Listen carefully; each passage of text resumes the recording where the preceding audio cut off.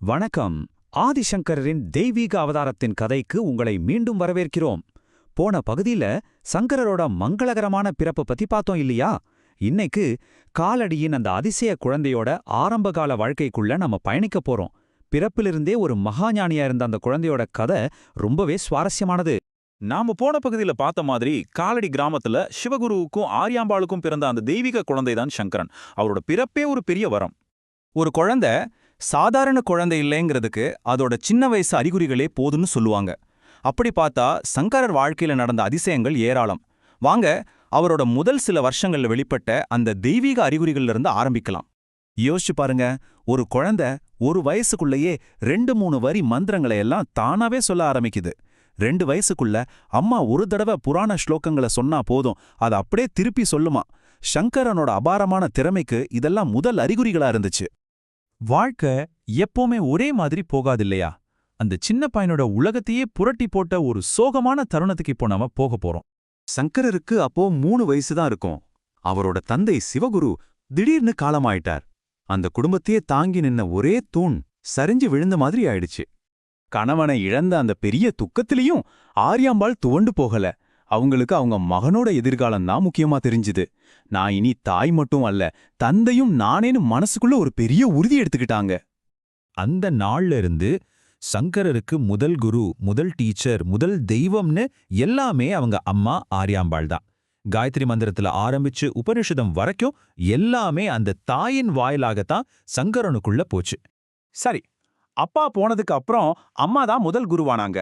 இப்போ சங்கரரோட முறையான படிப்ப ஆரம்பிச்சப்போ என்ன நடந்தது, எப்படி அவர் எல்லாரையும் ஆச்சரியத்துல ஆழ்த்தினாருன்னு பார்க்கலாம் வாங்க. 3வது வயசுல அக்ஷராபியாசம்னு சொல்லப்படுற வித்யாரம்பம் நடந்துச்சு. அதாவது ஒரு குழந்தையோட கல்வி பயணத்தை முறைப்படி ஆரம்பிக்கிற ஒரு முக்கியமான சடங்கு இது. குரு ஒரு தடவை ஆணி எழுதி காட்டினா மட்டும் போதும், சங்கரன் அடுத்தடுத்து முழு வரிசையும் தானாவே எழுதிடுவாராம்.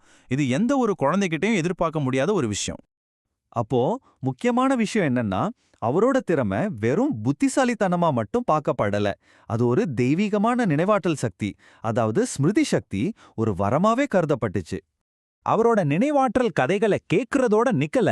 குரு ஒரு புராண கதைய சொன்னா அடுத்த நாளே அதை அவரோட நண்பர்களுக்கும் வீட்ல இருக்கிறவங்களுக்கும் குருவை விட அழகா விவரிப்பாராம்.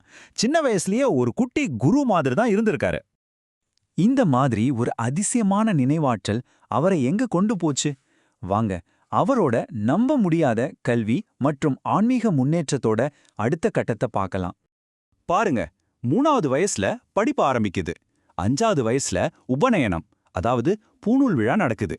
அதோட குருகுல பயிற்சிக்குள்ள நுழையறாரு. அப்புறம் என்ன, வெறும் 2 வருஷத்துல 7 வயசுக்குள்ளேயே பல கிரந்தங்களையும் படிச்சு முடிச்சு வேதம் சாஸ்திரங்கள்ல ஒரு பெரிய மேதையா பேர் எடுக்கிறாரு. காயத்ரி மந்திரம், சந்தியாவந்தனம், நித்திய கர்மான்னு எதுவா இருந்தாலும் சங்கரனுக்கு ஒரு விளையாட்டு மாதிரி தான் இருந்துச்சு. மத்த மாணவர்கள் எல்லாம் எப்படா இது முடியும்னு காத்திருக்கும்போது சங்கரன் அடுத்த சந்தியாவந்தனம் செய்ய தயாரா இருப்பாராம். இது ஆன்மீக கடமைகள்ல அவருக்கு இயல்பாவே இருந்த ஆழமான தொடர்பை காட்டுது. வெளியில இப்படி படிப்புலயும் அனுஷ்டானங்கள்லயும் சிறந்து விளங்கின சங்கரரோட மனசுக்குள்ள என்ன ஓடிட்டு இருந்துச்சு?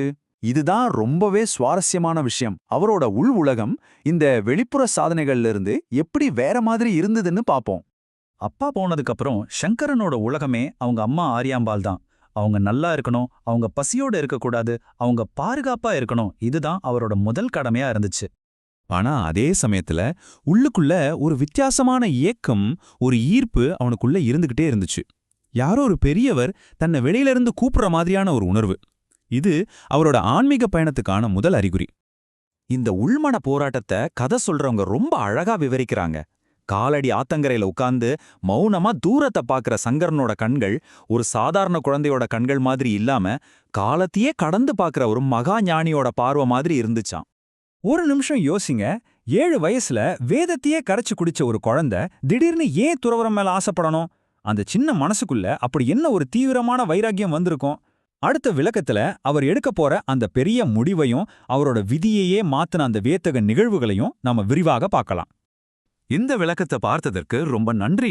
ஞானகோஷ் சனாதன தர்மத்தோட ஞான பொக்கிஷங்களை ஆங்கிலம், இந்தி, மராத்தி, பெங்காலி, குஜராத்தி, தமிழ்னு பல மொழிகள்ல பகிர்ந்துக்கிற ஒரு பன்மொழி சேனல். இன்னும் நிறைய மொழிகள்ல விரைவில் வர இருக்கு. சனாதன தர்மத்தோட காலத்தால் அழியாத பொக்கிஷங்களை உங்களுக்கு எளிமையா தெளிவா அர்த்தமுள்ளதா கொண்டு வந்து சேர்க்கிறது தான் எங்களோட நோக்கம். எங்க சேனல்ல ஸ்ரீமத் பாகவதம், பகவத்கீதா, மகாபாரதம், லலிதா சஹஸ்ரநாமம், தெய்வத்தின் குரல், ஆதிசங்கரரோட தெய்வீக அவதாரம், வங்காளம் மற்றும் மகாராஷ்டிராவின் மகான்கள் பத்தின தினசரி வீடியோக்களை நீங்க பார்க்கலாம். எல்லாமே பல மொழிகள்ல கிடைக்குது. எங்களோட பதிவுகள் உங்களுக்கு பயனுள்ளதா இருந்துச்சுன்னா தயவு செஞ்சு ஞானகோஷ் சேனலுக்கு சப்ஸ்கிரைப் பண்ணுங்க. அப்போதான் எங்களோட தினசரி வீடியோக்கள் உங்களை வந்து சேரும். மறக்காம லைக் பண்ணுங்க. இந்த தெய்வீக அறிவை உங்க குடும்பத்தினர், நண்பர்கள் எல்லாரோடையும் பகிர்ந்துக்கோங்க. வாங்க நாம எல்லாரும் சேர்ந்து சனாதன தர்மத்தோட ஒளியை பிரகாசமா வச்சுக்கலாம்.